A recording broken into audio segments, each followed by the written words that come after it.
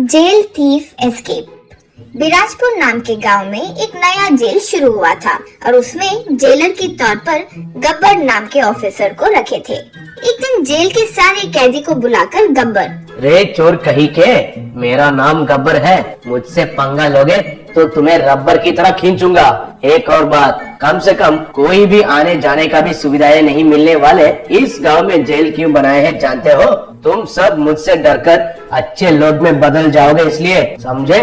कोई अगर अच्छे लोग में नहीं बदले तो तुम्हारी खैर नहीं, कहकर वहाँ से चले गया। वो देखकर वहाँ मौजूद सेंट्री किरण से दिनेश नाम का कैदी, क्या भाई, आपका जेलर तो बड़ा बिल्डअप दे रहा है, कहीं सच में हमें बदलने के लिए यहाँ लेकर आए हैं क्या? किरण, क्या उनके बातों पर यकीन कर लिए? सब ढींगे हैं।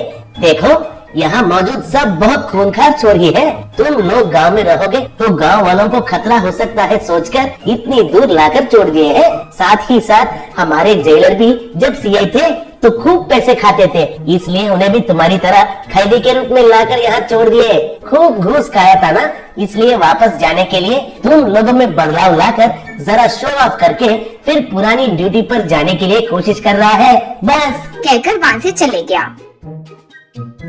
फिर अगले दिन जेलर के पास दिनेश आया।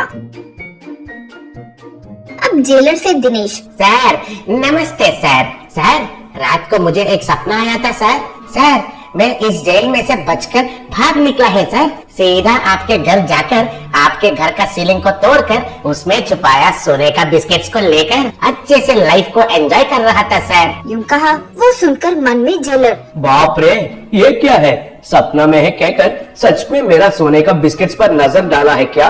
लेकिन इसने तो सीलिंग कहा, मैंने तो कहीं और छुपाया है ना। बाप रे, इससे जरा बच के रहना होगा।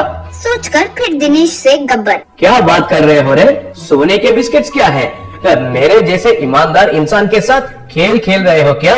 देखते रहो, तुम मेरे जैसे का अपमान किया तो तुम्हें 1 महीना सेल से बाहर आने भी नहीं दूंगा।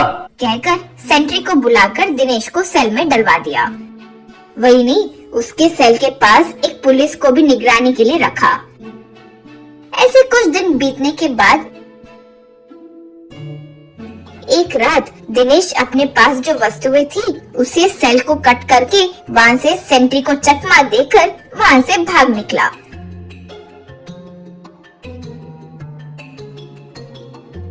सेंट्री जाकर देखा कि सेल को काटा हुआ था तो भागकर गब्बर को ये बात बताया। इतने में अपने फोन के साथ गब्बर के पास आया किरण। सर दिनेश ने फोन किया है सर, आपसे बात करना चाहता है। आप कुछ भी करके उसे पकड़िए सर, वरना हम सबकी नौकरियां चले जाएंगे सर। कहते हुए फोन दिया।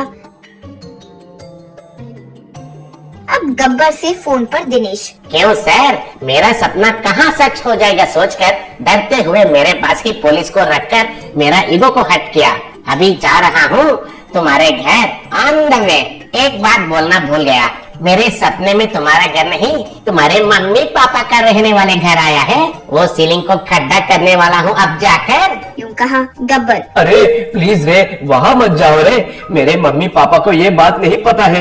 तुम्हारा आगे हाथ जोड़ता हूँ, चाहे तो तुम्हें 10 सोने का बिस्किट्स देता हूँ। प्लीज आ जाओ रे। रे अगर तुम्हें यकीन नहीं है तो किरण को अभी बिस्किट देकर भेजता हूँ। तुम कहाँ हो बोलो रे। कहकर घबराते हुए अपने डेस्क के नीचे अंडरग्राउंड से सूटकेस निकालकर गोल्ड बिस्किट बाहर निकाला। वो देखकर किरण दंग रह गया था। इतने में वहाँ कुछ ऑफिसर्स के साथ दिनेश आया। अब उन्हें देखकर दिनेश, ऑफिसर्स इस कमीने को अरेस्ट करो, ईमानदारी से ड्यूटी नहीं किया और बेईमानी करने के लिए। यूं कहा। वो देखकर गब्बर, सर आप ऑफिसर हैं? सर चाहिए तो वो सूटकेस लेकर मुझे छोड़ दीजिए सर, प्लीज सर। दिनेश, तुम्हें शर्म नहीं है? पकड़े गए तो मुझे ही घूस देने के लिए सोच रहे हो कमीने। रुको, तुम भी अब दंड के लिए इस जेल में ही रहो, कैदी के रूप में। कहकर वो खुद गब्बर को अरेस्ट किया। वो देखकर वहाँ मौजूद कैदी मिलकर तालियां बजाए।